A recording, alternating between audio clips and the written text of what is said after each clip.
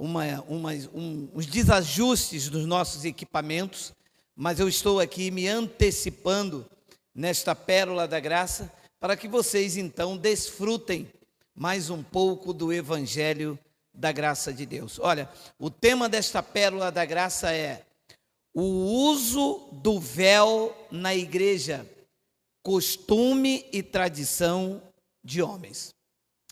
Olha o que disse o apóstolo da graça de Deus, o apóstolo Paulo, aos seus ouvintes lá na primeira era cristã.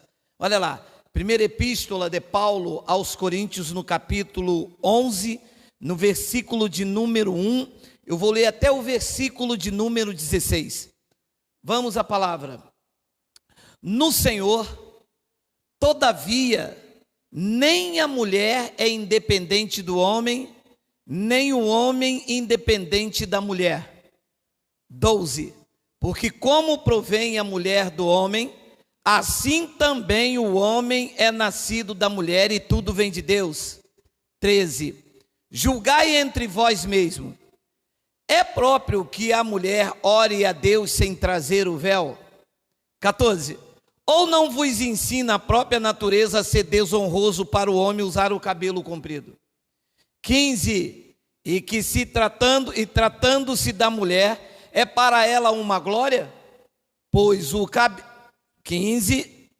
Pois o cabelo lhe foi dado em lugar de mantilha. 16. Ou não, 16. Contudo, se alguém quer ser contencioso, saiba que nós não temos tal costume, nem as igrejas de Deus. Abençoados, antes de mergulhar um pouco nesse contexto, nesse texto, deixe-lhe dizer uma coisa que talvez você desconhece.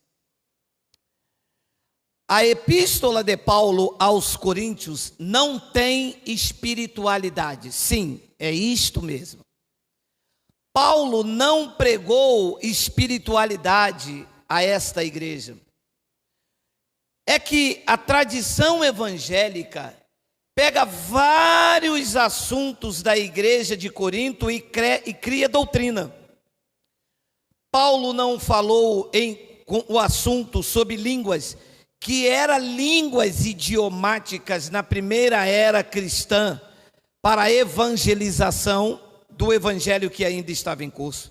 Não falou em Éfeso, não falou aos Tessalonicenses. Paulo não falou sobre aquela festa, que na verdade é até um atributo à mitra, que os crentes fazem ceia. Não falou em Éfeso, não falou em Tessalonicenses, não falou com Timóteo, não falou com ninguém.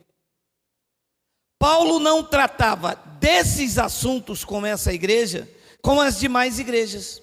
É por isso que aqui Paulo diz: contudo, se alguém quer ser contencioso, saiba que nós, Paulo e as demais igrejas, não temos tal costume, nem as igrejas de Deus. Então era um costume local na igreja de Corinto. Está claro?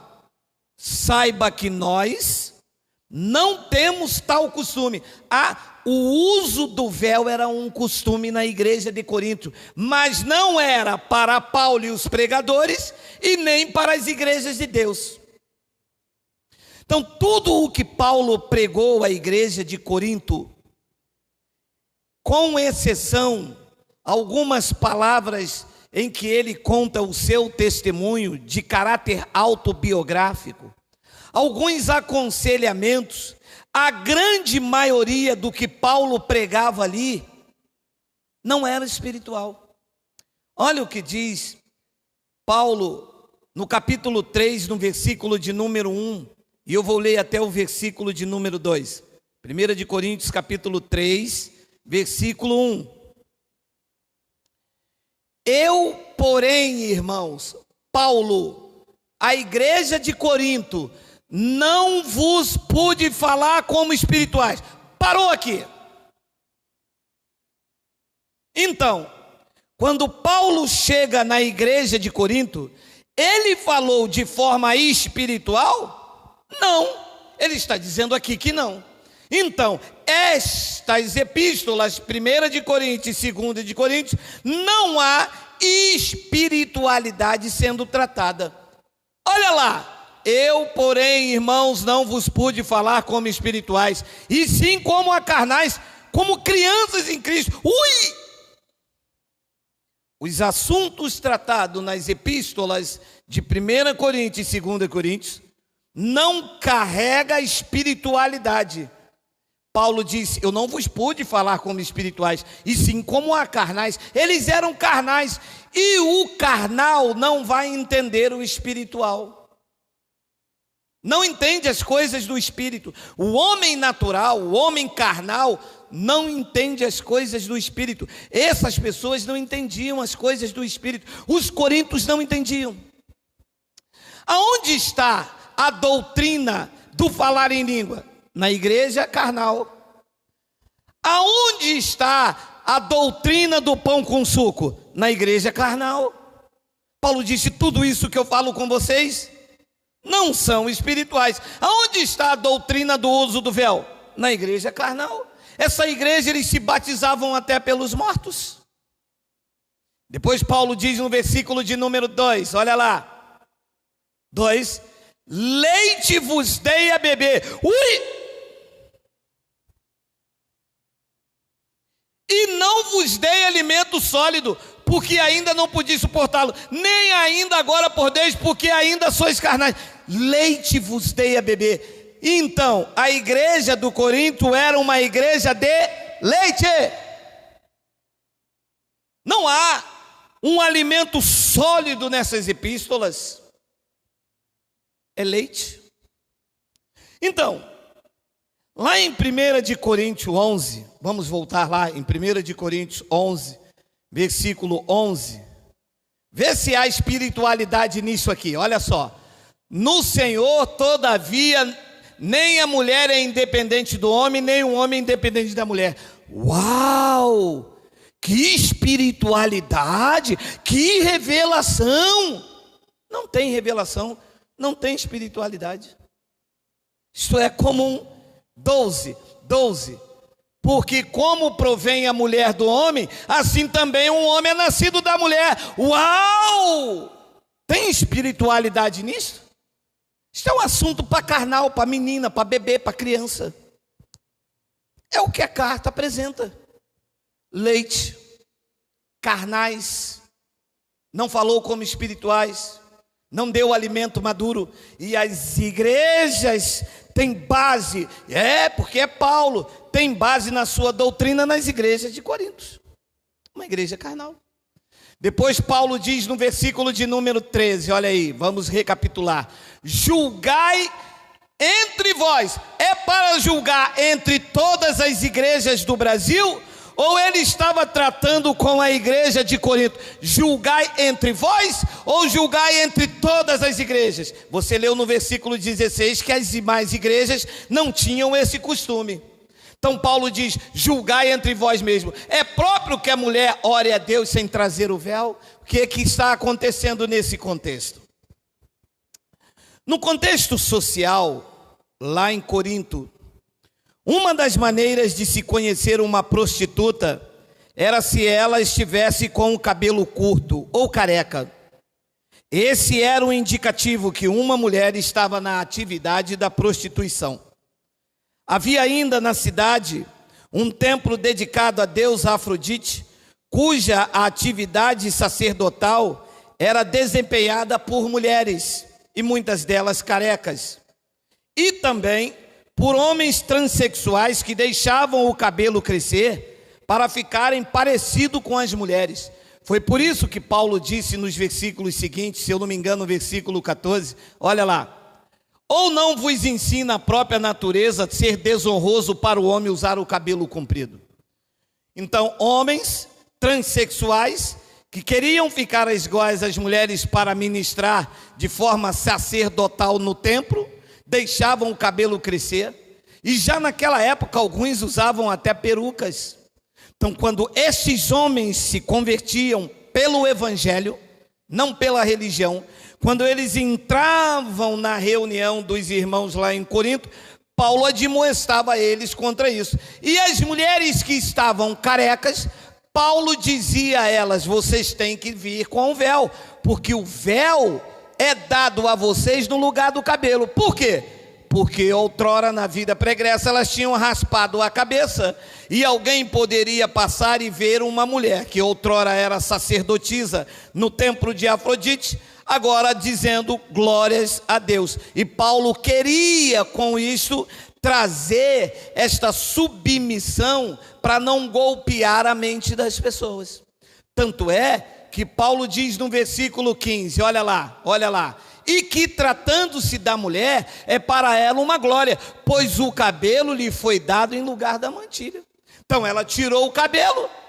Como substituir o cabelo? Colocando o véu. Mas isso era nesse contexto lá em Corinto. Paulo disse: julgai entre vós.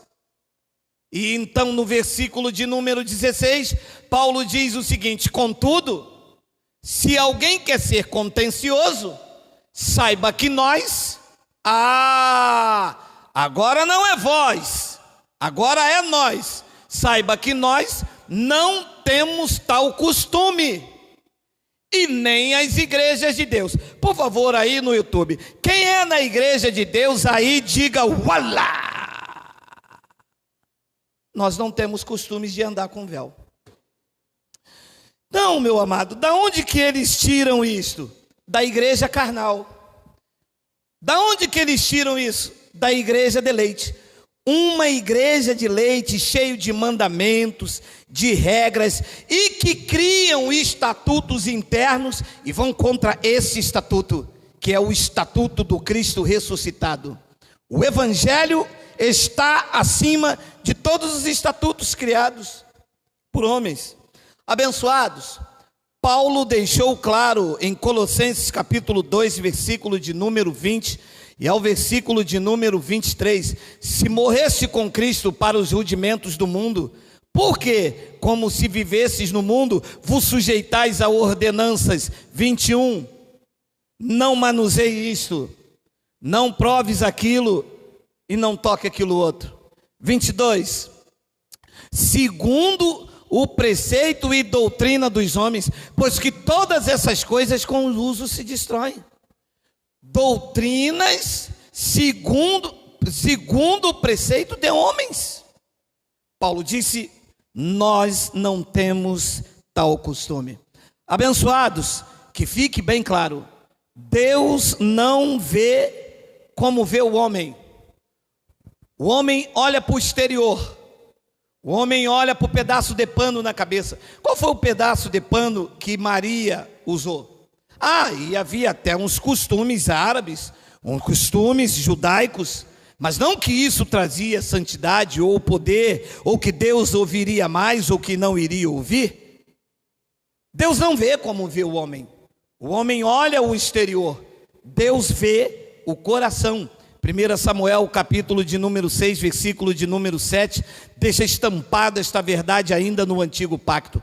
Porém o Senhor disse a Samuel: não atentes para a sua aparência, nem para a sua altura, porque o rejeitei, porque o Senhor não vê como vê o homem vê o exterior, o véu, a roupa, a calça comprida, o coque, o vestido.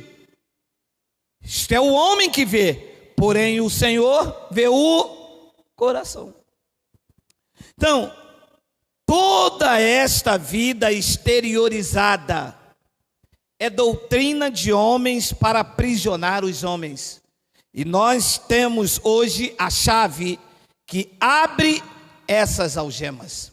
O pacto da graça de Deus não tem nada a ver com o exterior, com coloca véu, com tira véu. Isto é o exterior, com bota camisa, tira camisa, coloca bermuda. Isto é o exterior. Entra dentro de um local dizendo que é santuário de Deus e dobra o joelho numa cadeira e eu cheguei agora a este lugar santo.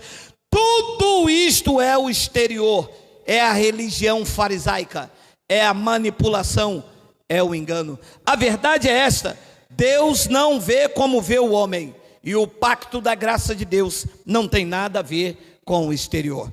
Paulo explicou aos hebreus que gostavam de uma vida exteriorizada. Em Hebreus capítulo 8, versículo de número 10, olha lá. Porque esta é a aliança que firmarei com a casa de Israel depois daquele dia, diz o Senhor. Olha lá, na sua mente imprimirei as minhas leis, também sobre o seu coração as escreverei, e eu serei o seu Deus e eles serão o meu povo. Na sua mente. Não é no exterior, é aqui, é na mente. Graça na mente e no coração. Olha lá, também diz, não é Geraldo, não adianta me atacar. Meu amado, não adianta vir para cima de mim, igual Golias foi para cima de Davi, não adianta. Aqui quem diz é o Senhor. Na sua mente imprimirei as minhas leis, também sobre o seu coração as escreverei, e eu serei o seu Deus, e eles serão o seu povo. Graça na mente e no coração, não é no exterior. No exterior é a atitude farisaica e que Jesus de Nazaré, nos dias de sua carne, já condenava. Ele dizia: vocês são sepulcro caiados, vocês são bonitinhos por fora, mas lá dentro são podres, estão mortos. Não adianta enfeitar o pavão, não adianta mudar o exterior, tem que estar lá dentro. A graça é imprimida na mente e no coração. Eu posso ouvir um glória a Deus, um Abba Pai? Abba Pai. Depois ele diz no versículo de número 11, olha aí. E não ensinará jamais cada um ao seu próximo. Alô? Eu não estou te ensinando, eu estou lendo. Eu estou aqui pelo Espírito de Deus iluminando os teus olhos para te tirar desse engano, porque na verdade você sabe de tudo. O Espírito de Deus está imprimido na tua mente.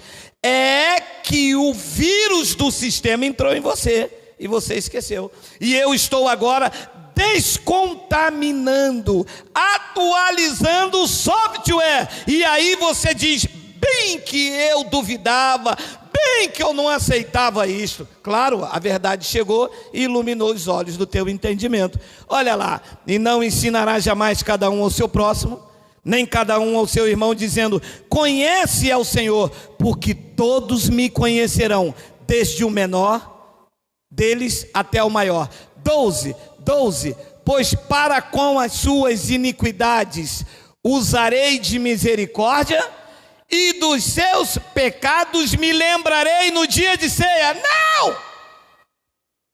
E dos seus pecados jamais quer dizer até quando? Jamais. E para com as suas iniquidades usarei de misericórdia, e dos seus pecados jamais me lembrarei. Se Deus iria lembrar do pecado da minha esposa, que ela entrou aqui sem véu, se quando ela entrasse no local, Deus iria falar: Jaqueline, eu sei o que você fez no verão em 1970. Pode parar. Depois ele diz no versículo 13, olha lá. Quando ele diz a nova aliança, a graça de Deus, torna antiquada a primeira. Ora, aquilo que se torna antiquado e envelhecido está prestes a desaparecer. E no ano 70, o símbolo maior da lei física desapareceu. E agora nós vivemos graça sobre graça. Abençoados, a igreja tradicional está gerando filhos para a escravidão. Pregou Paulo e prego eu, a igreja no Brasil, a igreja de Cristo, em Gálatas capítulo 4, versículo 21 e 26. Olha lá o que diz esta palavra linda. Dizei-me vós os que quereis estar sob a lei, acaso não ouvis a lei? 22. Pois está escrito que Abraão teve 2 filhos, um da mulher escrava e o outro da livre. 23. Mas o da escrava nasceu segundo a carne, o da livre mediante a promessa. 24. Estas coisas são alegóricas, porque essas mulheres são 2 alianças, uma lei e a outra graça. Uma, na verdade, se refere ao Monte Sinai, que gera para escravidão. Esta é Agar. Uma dessas mulheres numa analogia de Paulo, numa analogia de Geraldo, é a igreja que está debaixo do engano da lei. Está debaixo de engano. Por quê? Porque colocar véu ou tirar véu não faz de você mais santo e menos santo. O que faz de uma pessoa santa no espírito é a presença do santo em nós.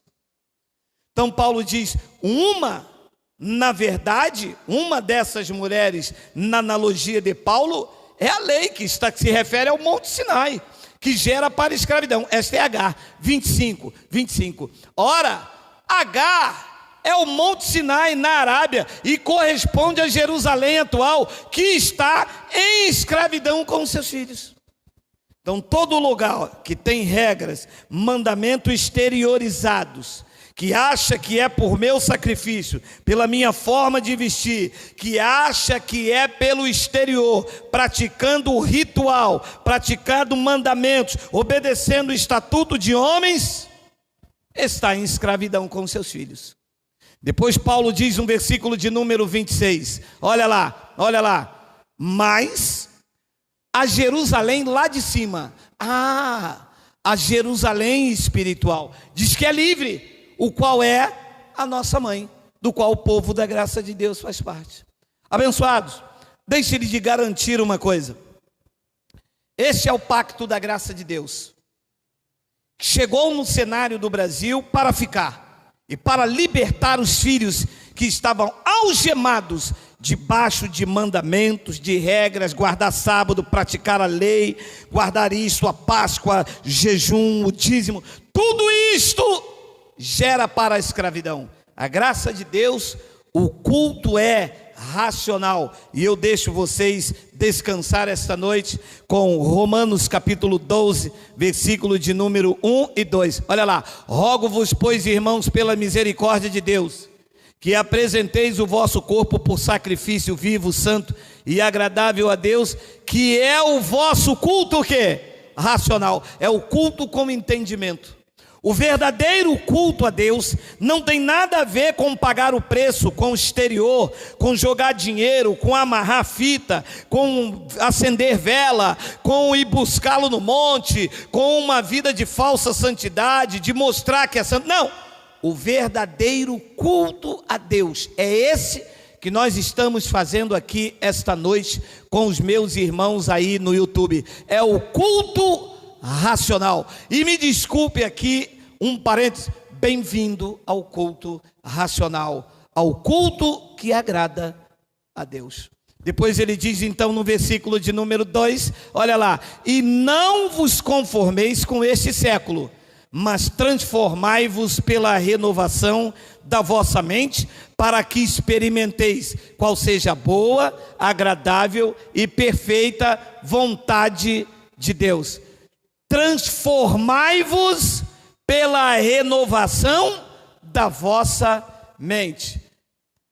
Enquanto você não tiver a mente renovada, ao invés de você experimentar a boa, a perfeita e agradável vontade de Deus, você vai ser sujeito a mandamentos, a regras e a estatutos de homens que pregam parte de um contexto social e histórico da igreja de Corinto, que era uma igreja carnal, para aplicar a vocês, que é uma igreja espiritual, cuja mente está renovada pela pregação do Evangelho. Fica aqui a minha gratidão, o meu louvor a Deus pela sua vida. Vamos juntos, crescendo na graça e do conhecimento, desconstruindo tudo isto que foi implantado na mente dos eleitos, que devem viver a boa, a agradável e perfeita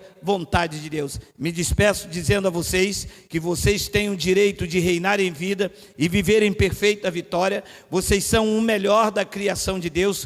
Tudo está bem, disse Paulo, e digo eu, que todas as coisas cooperam para o bem daqueles que amam a Deus e que são chamados segundo o seu propósito. Graça e paz. Um forte abraço a todos.